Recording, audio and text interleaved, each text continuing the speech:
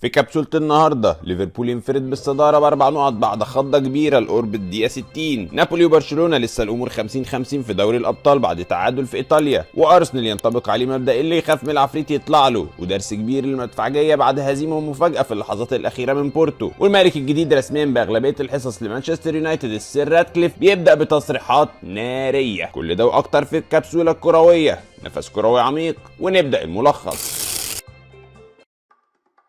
في الدوري الانجليزي ليفربول بياخد له خضه حلوه لحد قرب الدقيقه 60 عشان كان متاخر من لوتن تاون بهدف من اوجبيني في الدقيقه 12 في انفيلد، لحد ما تفك معاهم بركنيه في الدقيقه 56 براسيه من فيرجيل فان دايك، وراه بدقيقتين راسيه تانية من جاكبو، بعدها بشويتين هدف من لويس دياز، وتفتح معاهم على الرابع ويجيبوا الرابع قبل نهايه المباراه عن طريق اليوت. وكده ليفربول يكون فارق عن مانشستر سيتي وارسنال باربع وخمس نقط بالترتيب، لكن ده بعد ما لعب مباراته ال 26 امبارح. اما ارسنال وسيتي فهيلعبوا مباراتهم ال 26 الويك اند الجاي، في الوقت اللي ليفربول فيه مش هيلعب عشان هيبقى بيلعب نهائي الكاراباو مع رجاله بوكيتينو تشيلسي.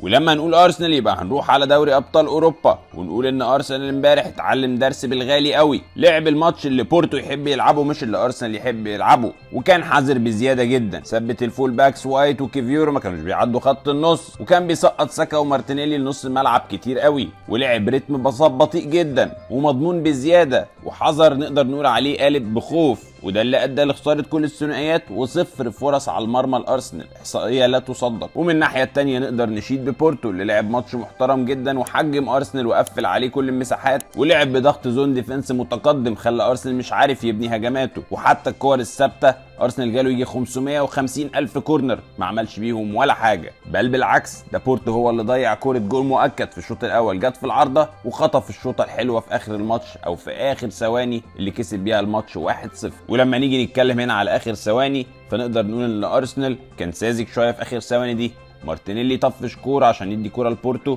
ما كانش ليها لازمه خالص، ودافيد رايا واقف على خط ال 18 تقريبا مش عارف متقدم كده ليه، خلت الكره تخش فيه بالسهوله دي. المهمه صعبت على الفاضي، ولكن لازال ارسنال قادر يقلب الموازين في لندن. اما في نابولي فالمباراه كانت شبه متكافئه، وجونين شبه بعض جدا من نجوم هجوم الفرقتين، ليفاندوفسكي استلم ولف وشاط، جاب الاول لبرشلونه في الدقيقه 60، بعدها في الدقيقه حاجه و70 اوسيمان استلم على خط ال 18 ولف وشاط وجاب التعادل لنابولي.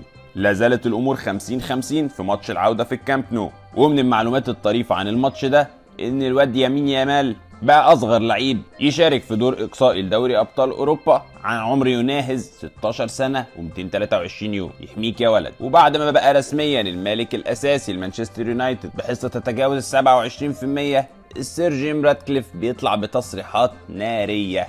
الراجل اول حاجه قالها انا هرجع مانشستر يونايتد للقمه، ووصف السيتي وليفربول بانهم الاعداء وانه هيتفوق عليهم.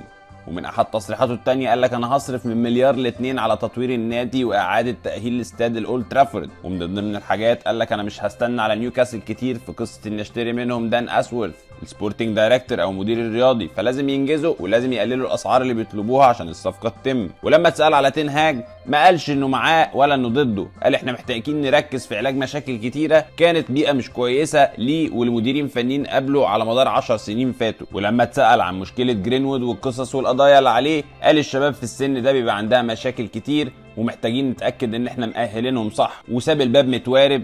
ويا عالم هل معنى كده جرينوود هيرجع ولا لا؟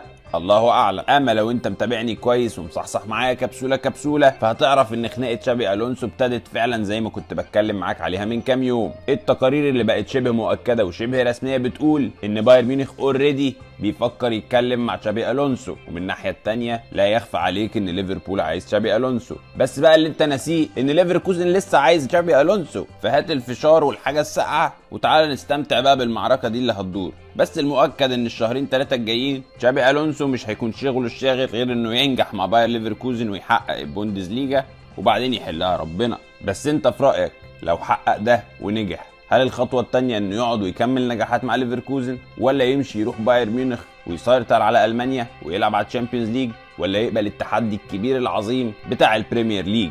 واخيرا وليس اخيرا احب افكرك ان الاهلي دلوقتي ب6 نقط في استعداداته الاخيره لمواجهه غدا ميدياما الغاني ب4 نقط في غانا، ومباراه اكون او لا اكون في الجوله الخامسه.